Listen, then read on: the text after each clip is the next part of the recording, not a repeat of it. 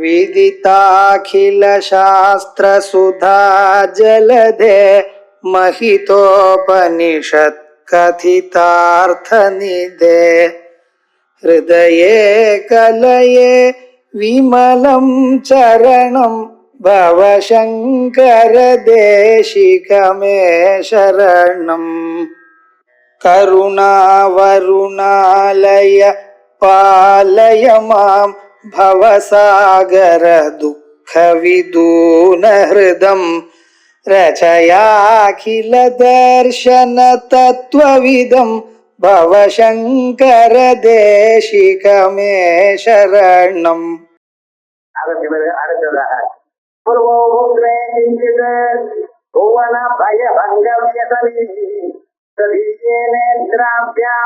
मधुकर रुचिभ्यां धृतगुणं धनुर्मन्ये तद्येदर गृहीतं रतिपदे प्रकोष्ठौ मुष्टौ च स्थगयति विदूढान्तरमुमे.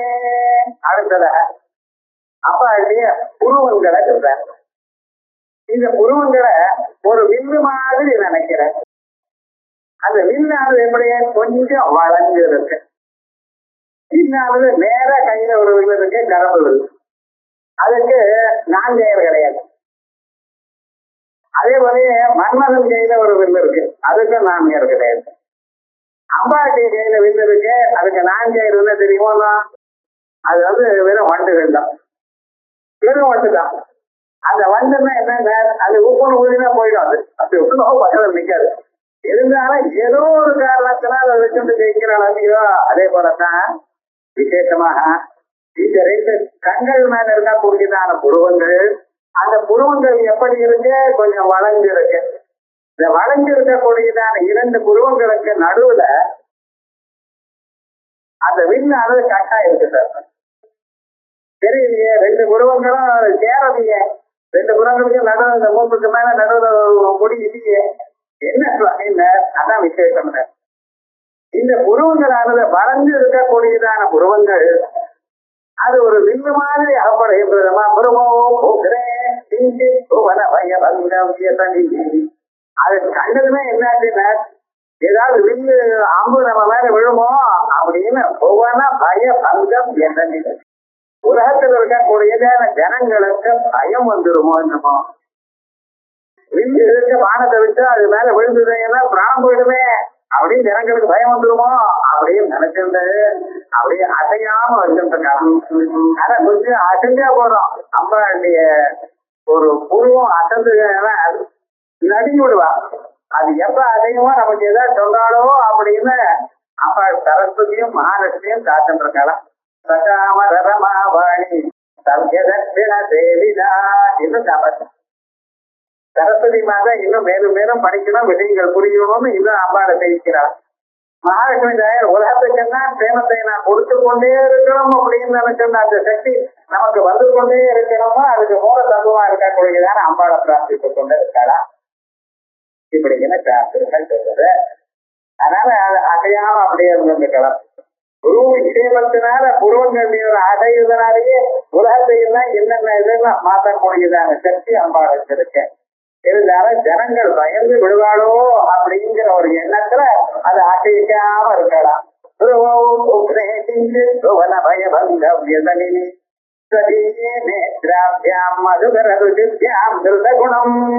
அதே போல அந்த புருவங்களுக்கு கீழே ரெண்டு கண்கள்.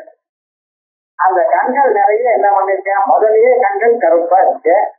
அது வேற கச்சலத்தை எல்லாம் வச்சிருக்க முகேலே தாம்பூரம்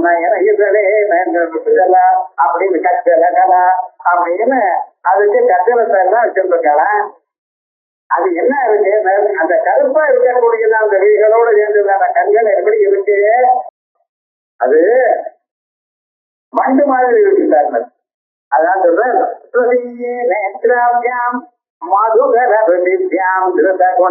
அது அந்த வில்லுக்கு 4000 மாதிரி இருக்கும். அந்த கண்கள் நீளமா இருக்கும் இல்லையோ, அந்த நீளமாக சின்னதா இருக்கக்கூடியதான கண்களை கண்ட அந்த மேல இருக்க புருவம் எனக்கூடியதான அந்த வில்லுக்கு கட்டப்பட்டதான கருப்பான 4000 ஆகப்படுகிறது. மதுகர தனுர்மன்யே சத்யேதர கிரகீதம் ரதிபதே. இது எப்படி காணப்படுகிறதுன்னு, இது ஒரு வில்லு மாதிரி இருக்கு, அம்பாண்டிய வில்லு மாதிரி இருக்கு, நல்லா தான் இருக்கு வில்லு. ஆனா வில்லுல நடுபாகம் இல்லையே, இந்த பகுதி இந்த எது அந்த எது நடுவுல இருக்கு, நடுவுல இல்லையே, நடுவுல முடியே இல்லையே, வில்லாதான் இல்லையே, கட்டானா போல தெரிகிறதுன்னு. இல்லம்மா, அந்த வில்ல நடுவுல ஒரு கையால அப்படி பிடிச்சிட்டு இருக்கேன்.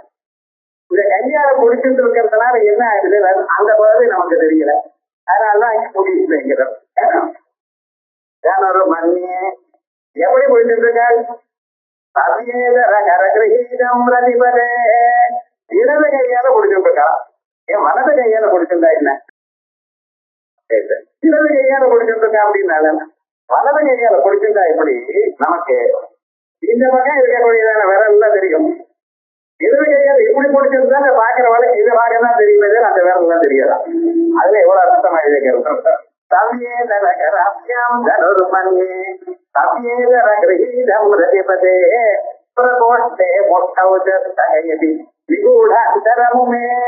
அந்த பிரகோஷ்டம், அந்த கை மடிப்பு இருக்கிறதெல்லாம் மணிபந்தம், அது என்ன நமக்கு தெரியாம அந்த பக்கம் விரல்களும் கட்ட விரலும் அதுக்குள்ள அந்த பக்கம் போயிருக்கு, அதனாலதான் நமக்கு தெரியல. அதனால அந்த இடம் அப்படி இருக்கு, வெள்ளை வெள்ளைன்னு இருக்கு. அதாவது ரெண்டு குருவங்களுக்கு நடுவுல வெள்ளையா இருக்கிறதுக்கு காரணம் என்ன, அந்த இடது கையால அந்த வில்ல புடிச்சிட்டு அங்க நிக்கிறா போல காணப்படுகிறது.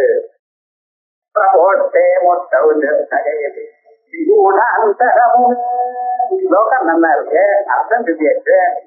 அவளுடைய புருவங்களையும் கண்களையும் வர்ணனம் பண்ணியிருக்க, அவ்வளவுதானே. அது விசேஷம் என்ன இருக்கு பார்க்கணும். விகூட அந்தரமுமே இந்த இடத்துல உமான்னு சொல்லியிருக்கேன். எத்தனையோ பார்வதியே அம்பாளே எல்லாம் சொல்லப்படாதோ, அந்த உமேன்னு சொன்னதுனால ஒரு விசேஷம் இருக்கு. உமாங்கிற பேருக்கு ஒரு விசேஷம் சாஸ்திரங்கள்ல சொல்லப்பட்டிருக்கு. இந்த உமாங்கிற பேருக்கு தபசுன்னு அர்த்தம். பார்வதி தேவி தபசு பண்ணினா, தபசு பண்ண முயன்றாள். எதற்காக, பரமேஸ்வரனையும் ஆத்துக்காரரா அடையணும்ங்கிறதுக்காக. அதே போல பரமேஸ்வரனும் தபஸ் பண்ணினாராம், எதற்கு, அம்மாவையே அடையணும்ங்கிறதுக்காக. பரஸ்பர தபஸ்தம்பலாயுத பரஸ்பரவும், அம்பாள் பரமேஸ்வரனை அடையிறதுக்காக பண்ணின தபசு வசதிய, அல்லது பரமேஸ்வரன் அம்பாளை அடையணுங்கிறதுக்காக பண்ணியதான தபசு வசதியா, இது வரைக்கும் தெரியலே, கன்ஃபியூஷன் தான்.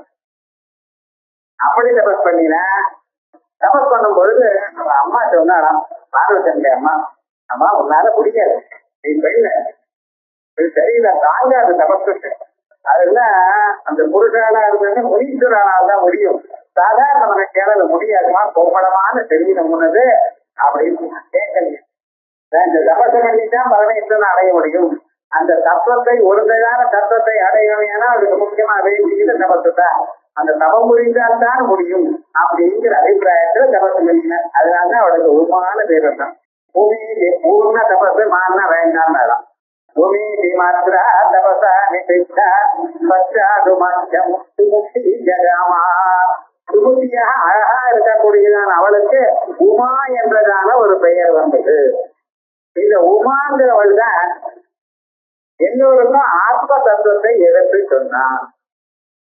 ஒரு காலத்துல தேவதைகளும் அரக்கர்களும் எல்லாரும் சேர்ந்து யுத்தம் பண்ணிட்டா, அந்த யுத்தத்துல அரக்கர்களை ஜெயித்து தேவதைகளுக்கு பலம் வரும்படி பண்ணினால் தேவதைகள்லாம் ஜெயிச்சிருந்தாங்க. ஜெயிச்ச பிறகு அவளுக்கு ஒரு கர்வம் வந்துருச்சு, நாம தான் ஜெயிச்சோம், நமக்கு பவர்னாலதான் ஜெயிச்சோம், நமக்கும் வருது இல்லையா. அந்த பரீட்சைக்கு முன்னால வாடு வரும், ராத்திரி எல்லாம் படுத்துட்டு தூக்காமல் அது கொஞ்சம் டீ சாப்பிட்டு எதுவும் படுத்துட்டு எங்கெங்க நோட்ஸ் இருக்கோ அதெல்லாம் எடுத்துப்படுது, எழுதினார் எல்லாம் ஆச்சு சார். பரீட்சை எழுதிட்டான், அவனுக்கு திருப்தி ஏற்படல. என்னத்தான் நல்லா இருந்தாலும் சரி, இந்த பரீட்சைன்னு இந்த கொஸ்டின் விட்டேனே, இது இப்படி இருக்கு, அது அந்த பிறகு பேசும். இது ஒழுங்கா முதல் நாள்ல இருந்து படிச்சிருக்க வேண்டாமோ, கிடையாது. சரி, அந்த ரிசல்ட் அன்னைக்கு பார்த்ததுல ஆனந்தம் ஆயிடுச்சு. அந்த டீச்சர் போனா போறதா 100 மார்க் போட்டான்னு வச்சுங்களேன், வந்தாச்சு. கடைசியில என்னடா ஆச்சுன்னா, அடுத்த வருஷம் அந்த பையனை பார்த்து மண்டு இது தெரியலையெல்லாம், இவன் பட்ட பாட்டு இவனுக்கு தெரியும், அடுத்த நாள் அவனை வைக்கிறான். என்னடா சுவாமின்னு அதை படிச்ச பிறகு, அதை முடிச்சு அதை ஜெயத்தை அடைஞ்ச பிறகு அவங்களுக்கு ஒரு கான்பிடன்ஸ் வந்துருக்கு. அதுக்கு முன்னாடி எவ்வளவு பெரியவனா இருந்தாலும் எவ்வளவு சிரமப்பட்டாலும் என்ன ஆகுமோ என்ன ஆயிடுமோன்னு ஒரு பயம் இருந்துட்டுதான் இருந்தது. எப்படிப்பட்டவர்களுக்கும் அப்படி ஒரு சாதாரணமான ஒரு விஷயம் வந்ததுன்னா தேவதை இலக்கெல்லாம் கர்வம் வந்துருதான். என்னுடைய பலத்தினால்தான் நான் ஜெயித்தேன் அப்படின்னு கர்வம் வந்து. அப்ப என்ன இவன் நல்ல வாழ்வோ இல்லையோ, நல்ல வாழ்க்கைய கர்வம் வந்தது ஏன்னா அவனுக்கு ஒரு வார்னிங் கொடுப்பாங்கதான். என்ன பண்ணீங்கன்னா அந்த தேவதைகளுக்கும் அரக்கர்களுக்கும் அந்த தேவதைகள் வந்த வழியில பூமியிலிருந்து ஆகாசம் வரைக்கும் ஒரு பெரிய தூணாட்டம் ஸ்தம்பம் வந்து நின்று நடுங்கி போயிட்டாங்க. இது வரைக்கும் பார்க்காத ஒரு விஷயம் ஒரு பக்கத்துல வந்ததுன்னா சாதாரணமா நீங்க உட்கார்ந்து இருக்கு உங்க பக்கத்துலயே ஒரு நாய் உட்கார்ந்துன்னா என்ன ஆயிடும் உங்களுக்கு? எப்படிதான் வந்தது என்ன ஒண்ணுமே தெரியாதுன்னு நடிக்கிடுவான். அதே மாதிரி விவகாரம் இதை கண்டா ஒன்றும் தெரியல. தேவதைகள்லாம் பார்க்கலாம் என்னது இது, நம்ம இந்த வழியா தானே வந்தோம், வரப்ப இது பார்க்கறீங்க, திடீர்னு வந்து ஏதாவது அரக்கனா இருப்பானோ, நம்மளை காரணத்துல பொறுப்படி தீங்க வந்துருக்கானோ, என்ன பண்றது? இந்திரன் பார்த்தாராம் அக்னி மதர் அக்னியே அது தேஜஸா இருக்கு. ஐயா நீங்களும் அந்த டிபார்ட்மெண்ட் தான் போய் தெரிஞ்சுட்டு வாங்க. ரொம்ப சந்தோஷமா போற என்ன இது யாரப்பா நீங்க அப்படின்னு என்ன தெரியலையா? அக்னி ஜாகவே தாவா மகரேதி நான் தான் அக்னி நான் தான் ஜாகவே தெரியலையா உங்களுக்கு?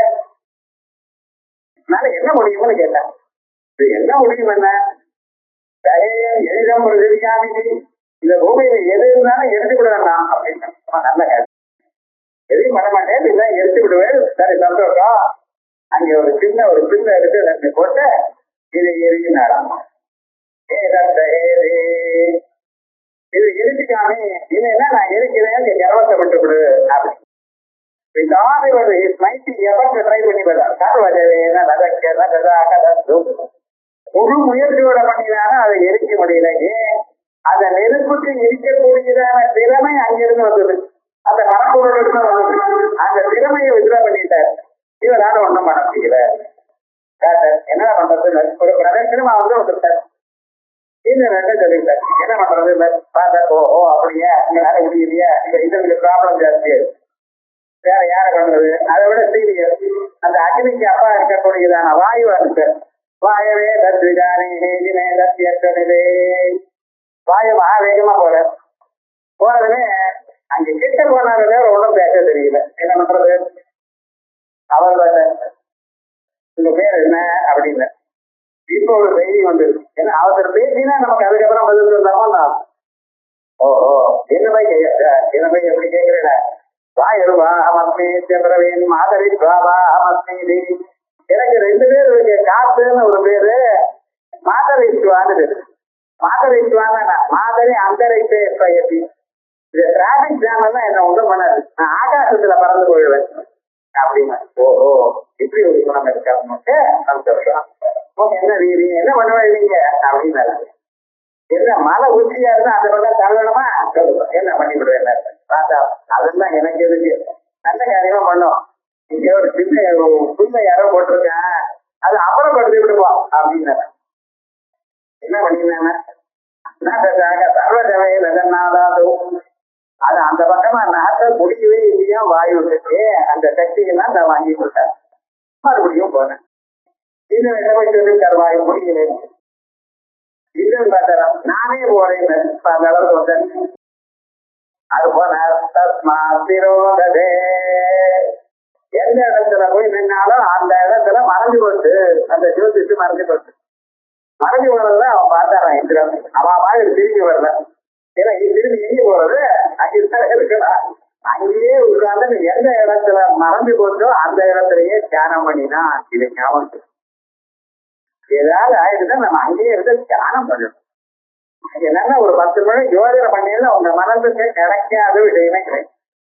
எந்த ஒரு தத்துவமா இருந்தாலும் அதை நிச்சயமா நீங்க கண்டுபிடிக்கலாம். உங்களுக்கு அந்த திறமை பகவான் கொடுத்துருக்க. உங்க மனசுக்கு அவ்வளவு திறமை இருக்கு. அங்கேயே உட்கார்ந்து தியானம் பண்ணினாரா அந்த சமயத்துல அப்பொழுது நம்ம உமா ஐபவதே தங்க நகைகளோட அங்கே உட்கார்ந்துட்டு அம்பாள் உமா எனக்கூடியதான பெயரோட காணப்பட்டார். அப்புறம் சாப்பிரம் மேதி ஓ பாஷா. அப்ப நீங்க பார்த்து போயிட்டே அது பிரம்மம். இந்த பிரம்மத்தினுடைய ஒரு திறமையினால்தான் தாங்கள் எல்லாவற்றையும் அடைந்தீர்கள் அப்படி இது உபதேசம் பண்ணினார். அந்த பிரம்மத்தை காட்டினத்தினால்தான் நம்மளுக்கு சிவஞான பிரதாயினி அப்படின்னு. எல்லோருக்கும் ஆத்ம தத்துவம் உங்களுக்கு வரணுமையானால், ஞானம் வரணுமையானால், பகவான அடையணுமையானால் அங்கே ஒரு தத்துவம் உங்களுக்கு சொல்லிக் கொடுக்கணும். யார் அது? அம்பாள்.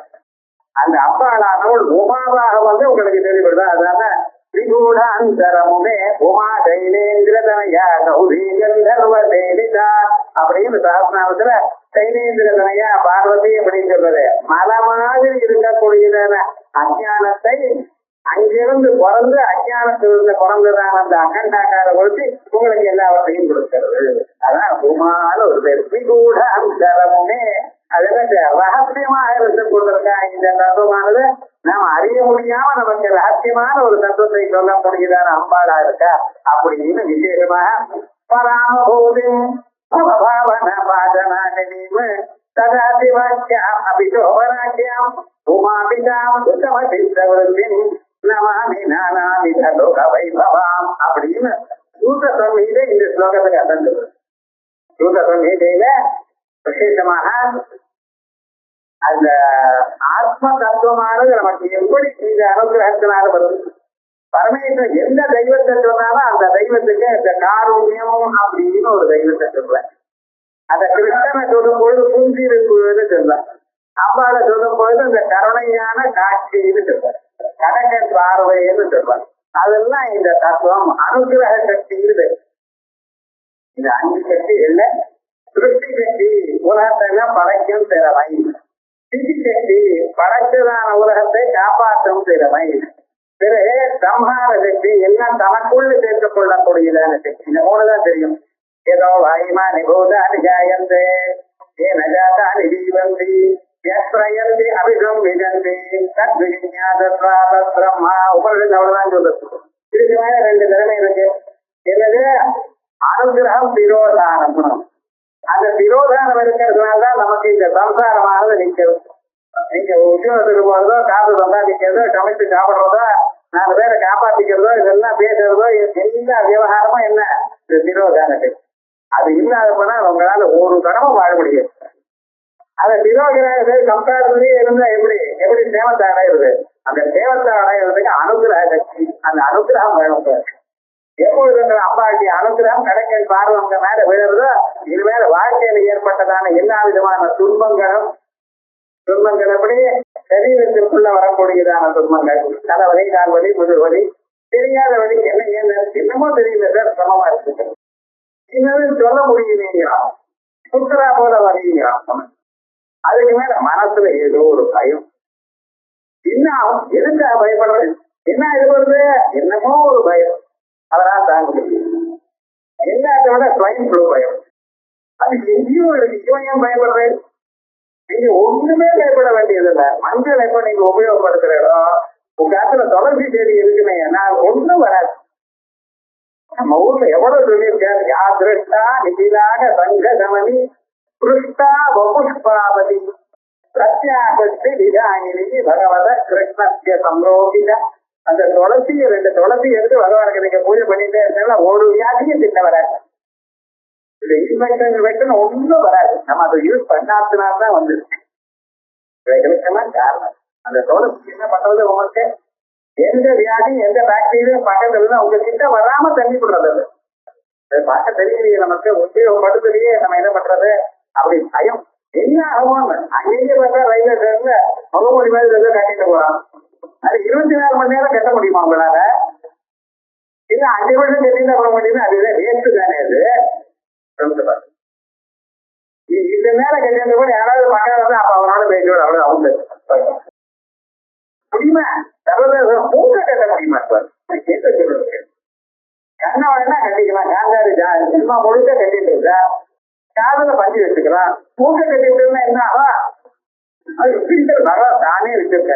மூக்குக்குள்ள செஞ்சுட்டுன்னா முடிய வச்சிருக்க. பகவானுக்கு தெரியாதவங்களை விட அவர் என்ன பண்ணிட்டு இருக்கார்? இது போல அனாவசியமான விஷயங்கள் இருந்தா உள்ள அனுப்பிச்சிடாம வச்சிருக்க. நமக்கு தெரியும், நமக்கு நம்பிக்கை இல்லை. அந்த பகவான் மேல நம்ப மாட்டேங்கிறோம்.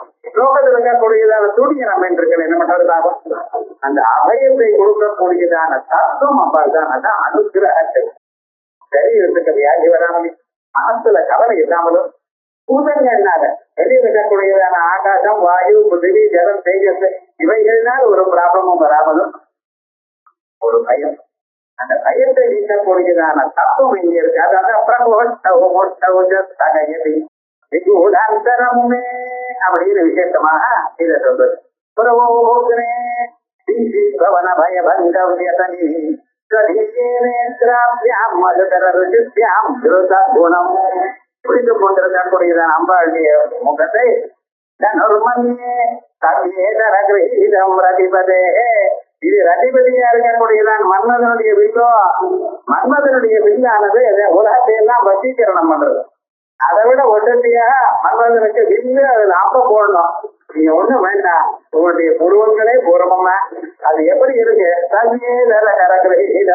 ரதிபதே பிரபோட்டே விகூட அந்தரமுமே அப்படின்னு விசேஷமாக இந்த ஸ்லோகத்தை நாம விபூதியை வச்சு அதை அபிமந்திரணம் பண்ணி ஒரு 10 தடவை சொல்லிட்டு இந்த ஸ்லோகத்தை நம்ம அந்த விபூதியை நம்ம தரித்தோமையானால் குழந்தைகளுக்கு ஒரு வியாதியும் வராது, பெரியோர்களுக்கு எல்லா காரியமும் செய்யும். எங்க போனாலும் உலகத்தையே தன்னுடைய வசமாக்கக்கூடியதான ஒரு சக்தி நமக்கு வரும். அவ்வளவு சக்தியும் வரக்கூடியதான மிக உயர்ந்ததான ஒரு ஸ்லோகம் இது. இதை பார்த்தோம்.